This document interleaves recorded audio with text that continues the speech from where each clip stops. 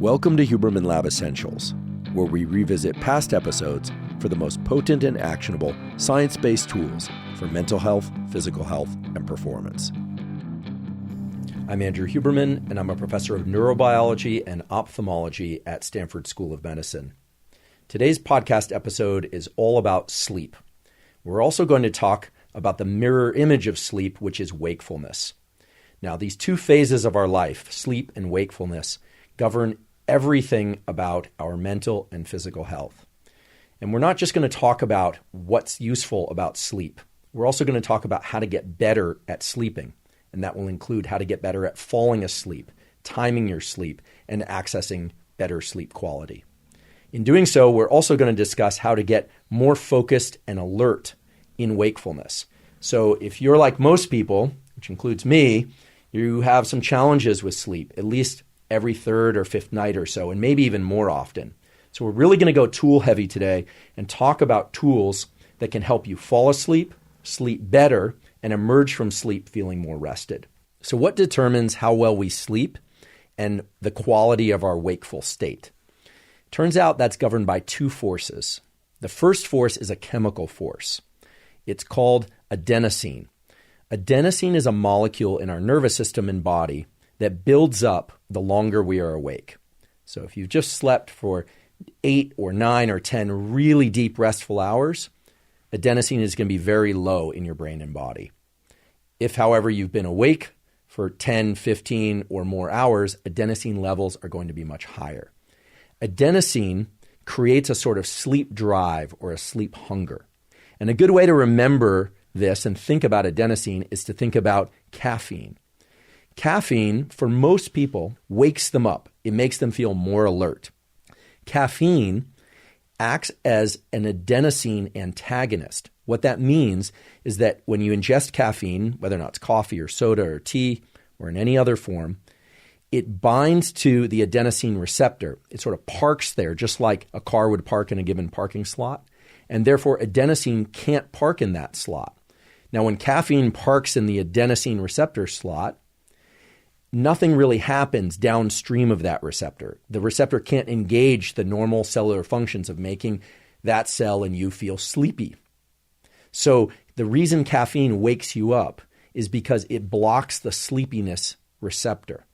It blocks the sleepy signal. And this is why when that caffeine wears off, adenosine will bind to that receptor, sometimes with even greater what we call affinity, and you feel the crash. You feel especially tired.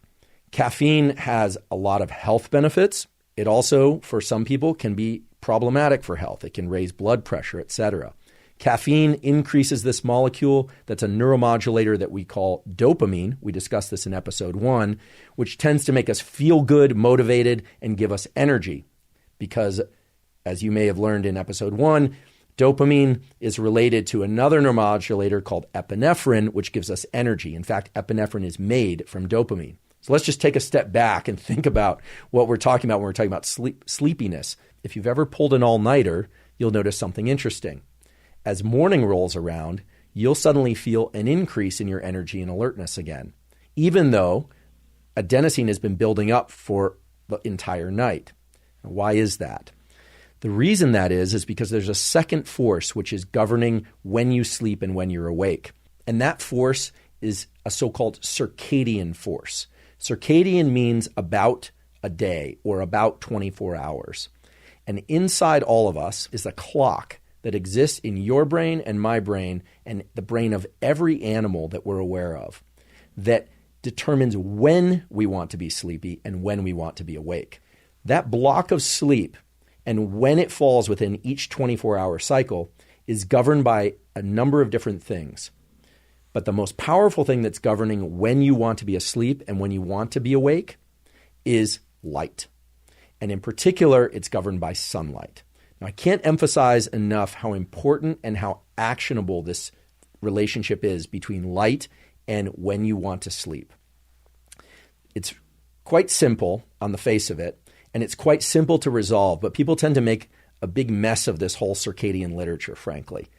So let's just break it down from the standpoint of what's going on in your brain and body as you go through one 24-hour day.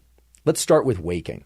So regardless of how well you slept at night or whether or not you were up all night, most people tend to wake up sometime around when the sun rises.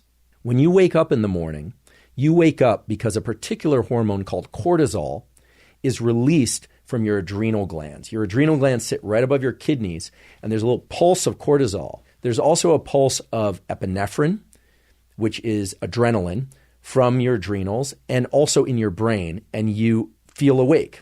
Now, that pulse of cortisol and adrenaline and epinephrine might come from your alarm clock. It might come from you naturally waking up. But it tends to alert your whole system in your body that it's time to increase your heart rate, it's time to start tensing your muscles, it's time to start moving about. It's very important that that cortisol pulse come early in the day, or at least early in your period of wakefulness. When you wake up in the morning and you experience that rise in cortisol, there's a timer that starts going, and these are cellular timers, and they're dictated by the relation between different organs in your body, that says to your brain and body that in about 12 to 14 hours, a different hormone, this hormone we're calling melatonin, will be released from your pineal gland.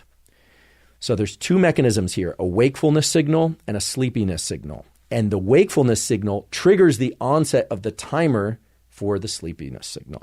Okay, so the rhythm of cortisol and melatonin is what we call endogenous. It's happening in us all the time without any external input. In fact, if we were in complete darkness, living in a cave with no artificial lights whatsoever, these rhythms of cortisol and melatonin would continue.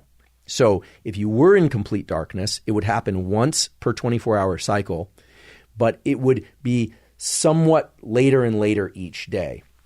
Whereas under normal circumstances, what happens is you wake up, and what happens when you wake up?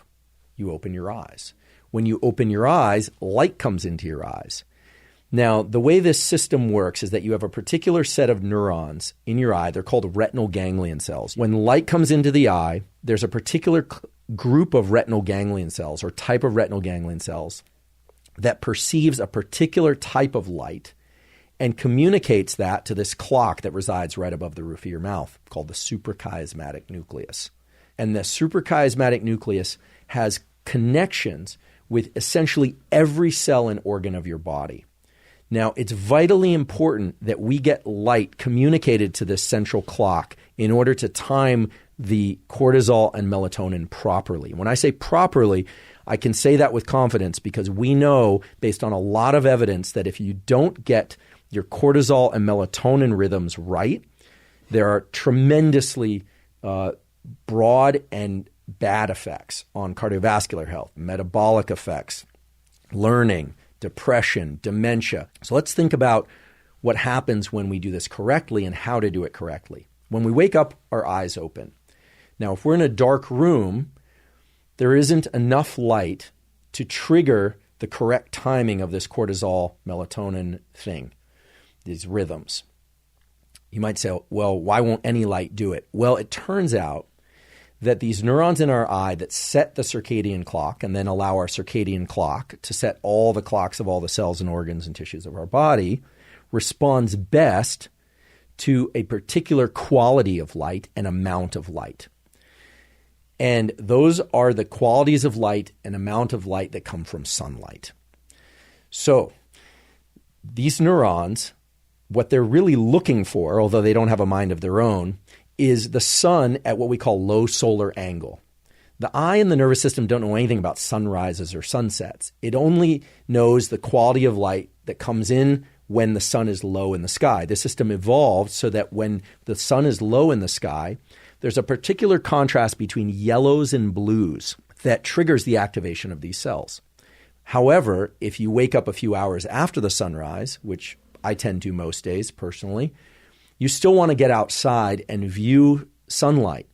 You don't need the sunlight beaming you directly in the eyes. There's a lot of photons, light energy, that's scattered from sunlight at this time. But the key is to get that light energy from sunlight, ideally, into your eyes. It's critically important that you get outside to get this light. I had a discussion with a colleague of mine, Dr. Jamie Zeitzer, who's in the Department of Psychiatry and Behavioral Sciences at Stanford.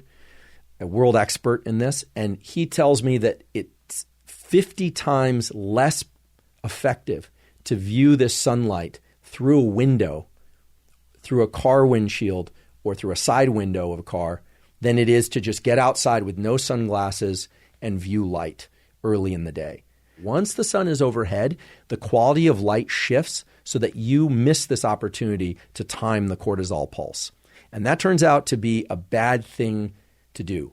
You really want to time that cortisol pulse properly, because we'll get into this a little bit more later, but a late shifted cortisol pulse, in particular a 9 p.m. or 8 p.m. increase in cortisol, is one of the consequences and maybe one of the causes of a lot of anxiety disorders and depression. So it's kind of a chicken egg thing. We don't know whether or not it's correlated with, it's the cause or the effect, but it's a signature of depression and anxiety disorder. Bringing that cortisol pulse earlier in your wakeful period, earlier in your day, has positive benefits ranging from blood pressure to mental health, etc. I'm not going to list them all off because there's just so many of them, but many, many positive things happen when you are getting the cortisol early in the day, far away from your melatonin pulse.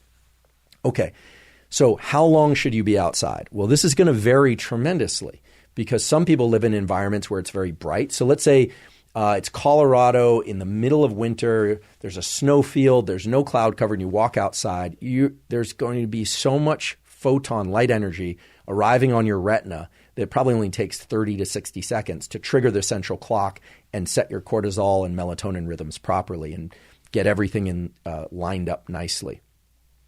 Whereas if you're in Scandinavia in the depths of winter and you wake up at 5 a.m. and the sun is just barely creeping across the horizon and then goes back down again a few hours later, you probably are not getting enough sunlight in order to set these rhythms. So many people find that they need to use sunlight simulators in the form of particular lights that were designed to simulate sunlight. You could say, well, the lights in my house or my phone are really, really bright, right? Everyone's telling us to stay off our phones at night because they're really bright. But guess what? It turns out that early in the day, your retina is not very sensitive, which means you need a lot of photons, ideally coming from sunlight, to set these clock mechanisms. So looking at your phone or artificial lights is fine if you wake up before sunrise, but it's not going to work to set these clock mechanisms. So you want to use sunlight. If you can't see sunlight because of your environment, then you are going to have to opt for artificial light. And in that case, you're going to want an artificial light that either simulates sunlight or has a lot of blue light. Now, without going off course here, you might be saying, wait, I've heard blue light is bad for me. Actually, blue light is great for this mechanism during the day. A lot of people will say, oh, I should be wearing blue blockers throughout the day. No, that's the exact wrong thing. That should be reserved for late in the evening because light suppresses melatonin. Sunlight inhibits the pineal. It prevents it from releasing melatonin. Darkness allows the pineal to release melatonin. So the pineal is not the gland or the organ of sunlight. It is the gland of darkness. In fact, melatonin can be thought of as a sleepiness signal that's correlated with darkness. So get up each morning, try and get outside.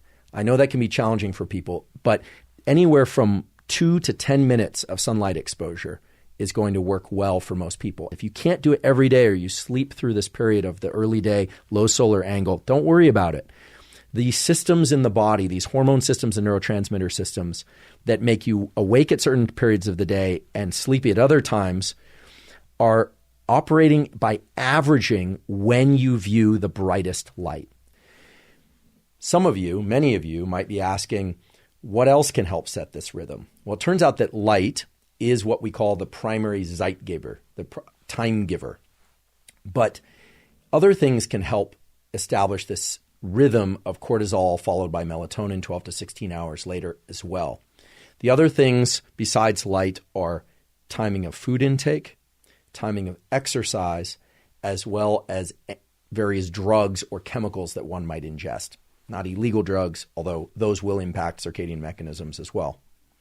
The other thing is sunset. When the sun is also at low solar angle, low, close to the horizon, by viewing sunlight at that time of day in the evening or afternoon, depending on what time of year it is and where you are in the world, these melanopsin cells, these neurons in your eye, signal the central circadian clock that it's the end of the day. There was a really nice study that showed that viewing sunlight around the time of sunset, doesn't have to be just crossing the horizon, but circa sunset, within an hour or so of sunset, prevents some of the bad effects of light in preventing melatonin release later that same night. So let me repeat this. Viewing light early in the day is key. Viewing light later in the day when the sun is setting or around that time can help protect these mechanisms, your brain and body, against the negative effects of light later in the day. So let me talk about how you would do that. You'd go view the sunset, or you would go outside in the late afternoon or evening. Again, if you want to do this through a window at work, that's fine, but it'll take 50 times longer. So the best thing to do is just to get outside for a few minutes, anywhere from 2 to 10 minutes, also in the afternoon. Having those two signals arriving to your central clock that your body, your internal world knows when it's morning and knows when it's evening is tremendously powerful. There's always a lot of questions about how long, how much, how do I know if I've had enough? You'll know because your rhythm will start to fall into some degree of normalcy. You'll start to wake up at more or less the same time each day. You'll fall asleep more easily at night. Generally, it takes about 2 or 3 days for these systems to align. So if you've not been doing these behaviors, it's going to take a few days, but they can have tremendous benefits and sometimes rather quickly on a number of different mental and physical aspects of your health. Now let's talk about the bad effects of light, because light is not supposed to arrive in our system at any time. And nowadays, because of screens and artificial light, we have access to light at times of day and night that normally we wouldn't. Now, earlier I said that you need a lot of light, in particular sunlight, to set these clock mechanisms. That's true, but there's a kind of diabolical feature to the way all this works, which is the longer you've been awake, the more sensitive your retina and these cells are to light. So that if you've been awake for 10, 12, 14 hours, it becomes very easy for even a small amount of light coming from a screen or from an overhead light to trigger the activation of the clock and make you feel like you want to stay up later, make it harder to fall asleep and disrupt your sleep pattern.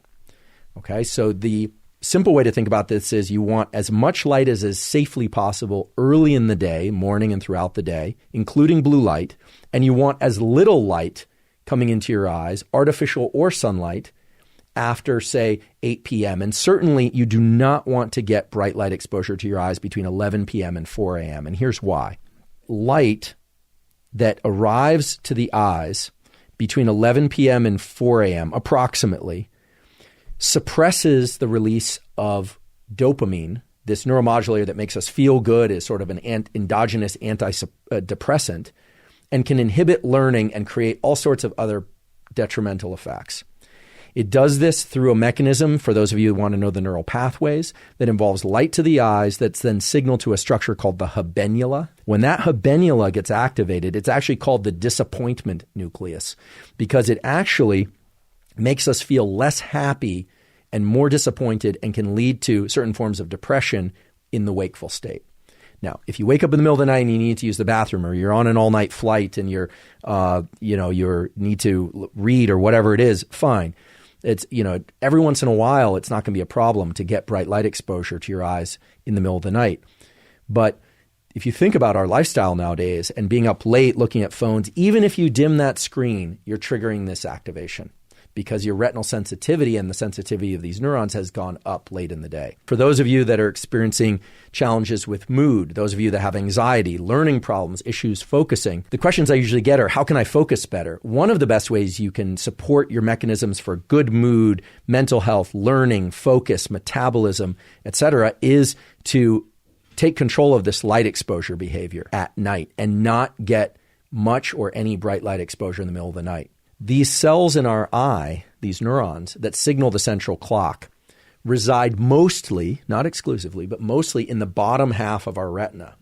And because we have a lens in front of our retina, and because of the optics of lenses, that means that these cells are actually viewing our upper visual field. This is probably not coincidental that these cells were essentially designed to detect sunlight which is overhead, of course. So if you want to avoid improper activation of these neurons, it's better to place lights that you use in the evening low in your physical environment, so on desktops or even the floor, if you want to go that way, as opposed to overhead lights. So overhead fluorescent lights would be the worst. That would be the worst case scenario. Lights that are overhead that are a little bit softer, of the sort of yellow or reddish tints, would be slightly better. But dim lights that are set low in the room are going to be best, because they aren't going to activate these neurons and therefore shift your circadian clock. But let's talk about what light can do in terms of shifting us in healthy ways. So the way to think about this whole system, again, is you've got adenosine building up depending on how long you've been awake, and it's making you sleepy. And then you've got the circadian mechanisms that are timing your wakefulness and timing when you want to be asleep, mainly through cortisol and melatonin. But there are a bunch of other things that are downstream of cortisol and melatonin, like we tend to be hungrier during our wakeful period than late at night. Some people like to eat it late at night, but if you're finding that you can't become a day person or a morning person, shifting your light exposure, exercise, and food intake to the daytime will help. Jamie Zeitzer and colleagues did a beautiful study showing that if you turn on the lights before waking up, so around 45 minutes to an hour before waking up, even if your eyelids are closed, provided you're not under the covers, after doing that for a few days, that increases your total sleep time and shifts forward the time at which you feel sleepy. It makes you want to go to bed earlier each night. Now, in a kind of diabolical way, they did this with teenagers who are notorious for wanting to wake up late and stay up late. And what they found was bright light flashes, just turning on the lights in their environment, overhead lights, because they're trying to activate the system, and that's why they're using overhead lights. Even through the eyelids, before these kids woke up, then made those kids naturally want to go to bed earlier, and they ended up sleeping longer. So that's something you could try. You could put your lights on a timer to go on early in the day before you wake up. You could open your blinds so that sunlight is coming through. Now, again, if you curl up under the covers, then it's not going to reach these neurons. But it's remarkable the light can actually penetrate the eyelids, activate these neurons, and go to the central clock. That study illustrates a really important principle of how you're built, which is you have the capacity for what are called phase advances and phase delays. And I don't want to complicate this too much. So the simplest way to think about phase advances and phase delays is that if you see light late in the day, and in particular in the middle of the night, your brain and body, for reasons that now you understand, will think that that's morning light, even though it's not sunlight, because you have this heightened sensitivity. And it will phase delay. It will delay your clock. It will essentially make you want to get up later and go to sleep later.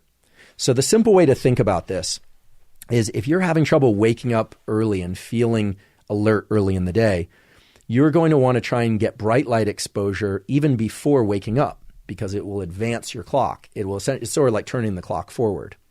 Whereas if you are having trouble waking up early, you definitely don't want to get too much light exposure or any light exposure to your eyes late in the evening and in the middle of the night, because it's just going to delay your clock more and more. And what you're trying to do is provide them anchors. You're trying to provide them consistent, powerful anchors so that your cortisol, your melatonin, and then everything that cascades down from that, like your metabolism and your ability to learn and your sense of alertness, your dopamine, your serotonin, all that stuff is timed regularly. One of the reasons why there's so much, challenge out there with focus and anxiety and depression, there are a lot of reasons for that. But one of the reasons is that people's internal mechanisms aren't anchored to anything regular. These systems, again, will average, but if you can provide them consistent light anchors early in the day and in the evening and avoiding light at night, you will be amazed at the tremendous number of positive effects that can come from that at the level of metabolic factors, hormones, and just general feelings of well-being. And this is why whenever people ask me, what should I take, which is one of the most common questions I get, what supplements should I take? What drugs should I be taking? What things should I be taking? The first question I always ask them is, how's your sleep? And 90% of the time they tell me they either have trouble falling asleep or staying asleep, or they don't feel rested throughout the day. A brief note about naps. Naps, provided that they're less than one ultradian cycle, provided they're 20 minutes or 30 minutes or even an hour, can be very beneficial for a lot of people. You don't have to take them, but many people naturally feel a dip in energy and focus late in the afternoon. In fact, if we were going to look at wakefulness, what we would find is that you get that morning light exposure, hopefully, your cortisol goes up, people start feeling awake, and then around 2 or 3 or 4 in the afternoon, there's a spike in everything from alertness to ability to learn. Some metabolic factors drop, and then it just naturally comes back up, and then it tapers off as the night goes on. So for some of you, naps are great. I love taking naps. Some people, they wake up from naps feeling really groggy. That's probably because they're not sleeping as well as they should at night or as long as they should at night. And so they're dropping into REM sleep or deeper forms of sleep in the daytime. And then they wake up and they feel kind of disoriented. Other people feel great after a nap. So that's another case where, just like with caffeine, you sort of have to evaluate for yourself. Okay, so naps are going to be good for some people, not for others. I personally like to take a nap around 3 or 4 p.m. But there's a practice that I've adopted in the last 5 years that I've found to be immensely beneficial that is sort of like napping, but isn't napping. It's a thing that they call yoga nidra. Yoga nidra actually means yoga sleep, and it's a sort of meditation that you listen to. Meditation and yoga nidra scripts have been immensely helpful for me in terms of accelerating the transition to sleep. So they involve taking a few minutes, 10 to 30 minutes or so, just like you would for a nap, and just listening to a script almost passively. And it has you do some particular patterns of breathing and some other kind of body scan-like things that can really help people learn to relax, not just in that moment, but get better at relaxing and turning off thinking in order to fall asleep when they want to do that at night. In other words, they're always good for you because it's a training mechanism by which you self-train your nervous system to go from a state of heightened alertness that you don't want to heightened relaxation that you do want. And so it's really teaching you to hit the brake. And that brings us to an even more important point, perhaps, which is we've all experienced that we can stay up if we want to, right? If we want to stay up late on New Year's or we want to push an all-nighter, some people can do that more easily than others, but we're all capable of doing that. But it's very hard to make ourselves fall asleep. And so there's a sort of asymmetry to the way our autonomic nervous system, which governs this alertness, calmness thing, the sympathetic and parasympathetic nervous system, there's an asymmetry there where we are more easily able to engage wakefulness and drive wakefulness. We can force ourselves to stay awake. Then we are able to force ourselves to fall asleep. And one of the things that I say over and over again, and I'm going to continue to say over and over again, is it's very hard to control the mind with the mind. When you have trouble falling asleep, you need to look to some mechanism that involves the body. And all the things I described, meditation, hypnosis, yoga nidra, all involve exhale-emphasized breathing, certain ways of lying down and controlling the body. We're going to get into breathing in real depth at another time. But all of those involve using the body to control the mind rather than trying to, wrestle your mind into a certain pattern of relaxation. And when we're having trouble controlling the mind, I encourage people to look towards the body. Look toward sunlight. Avoid sunlight and bright light if that happens to be late at night. So there's a theme that's starting to emerge, which is in order to control this thing that we call the nervous system, we have to look back to some of the things we discussed earlier, like sensation, perception, etc. But we have to ask, what can we control?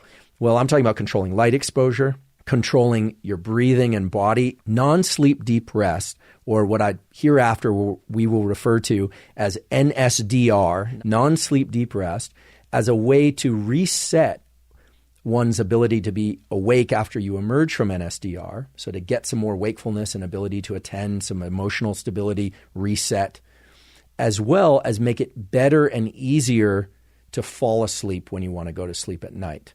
Now, non-sleep deep rest does have some research to support it. There's a beautiful study done out of a university in Denmark. I will later provide a link to that study that showed that this meditation and yoga nidra type meditation allows dopamine and other neuromodulators in an area of the brain called the striatum that's involved in motor planning and motor execution to reset itself. In other words, this NSDR can reset our ability to engage in the world in a way that's very deliberate. Okay, so what about things that we can and maybe should or should not take in order to control and access better sleep and better wakefulness? There are a couple things that are directly in line with the biology related to falling and staying asleep and directly in line with the biology of wakefulness. There's a whole category of things like stimulants, cocaine, amphetamine, and prescription stimulants that are the prescription ones were designed for the treatment of narcolepsy. So things like modafinil or armodafinil that are designed to create wakefulness. They are all essentially chemical variants of things that increase epinephrine and dopamine. Now, of course, I'm of the standpoint that things like cocaine and amphetamine are just across the board bad. They have so many addictive and terrible effects. In the proper setting, prescribed by the proper professional, things like modafinil for narcolepsy might be appropriate. I know that a lot of people out there take Adderall, even though they haven't been prescribed Adderall, in order to increase wakefulness. That is essentially, it's illegal for one, but it's abusing the system in the sense that you're pushing back on the adenosine system slightly differently than you do caffeine. It will make you feel more alert. There tends to be a heavy rebound, and they do have an addictive potential.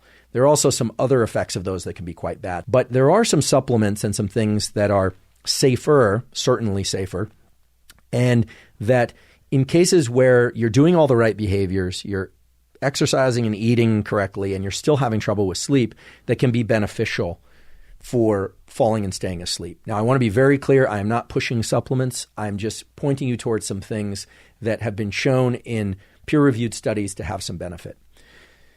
The first one is magnesium. There are many forms of magnesium, but certain forms of magnesium can have positive effects on sleepiness and the ability to stay asleep, mainly by way of increasing neurotransmitters like GABA. There are a lot of forms of magnesium out there, but one in particular is magnesium threonate, Threonate, which you have to check to see if this is right for you. Check with your doctor. The other thing is theanine, Theanine, theanine. 100 to 200 milligrams of theanine for me also helps me turn off my mind and fall asleep. Interestingly, theanine is now being introduced to a lot of energy drinks in order to take away the jitters that are associated with drinking too much caffeine or with some other things that are in the energy drinks. So just a consideration. Again, I'm not here to tell you what to do or not do, but just want to arm you with information. The thing about theanine and magnesium is taken together, they do, for some people, they can make them so sleepy and sleep so deeply that they actually have trouble waking up in the morning. So you have to play with these things and titrate them if you decide to use them. Again, if you decide to go this route, I would not start by taking supplements. I would start by getting your light viewing behavior correct, and then think about your nutrition, and then think about your activity, and then think about whether or not you want a supplement. We already talked about melatonin earlier. There's another supplement that could be quite useful, which is apigenin, Apigenin, which is a derivative of chamomile. 50 milligrams of apigenin also can augment or support this kind of creation of a sleepiness to help fall asleep and stay asleep. As an important point, apigenin is a fairly potent estrogen inhibitor. So women who want to keep their estrogen levels high or at whatever levels they happen to be at should probably avoid apigenin altogether. And men take that into consideration as well. Men need estrogen also. You don't want to completely eliminate your estrogen. That it can create all sorts of bad effects on libido and cognition, et cetera. So apigenin in some people is going to be a pretty strong estrogen inhibitor. So keep that in mind. So thank you so much for your time and attention. And above all, thank you for your interest in science.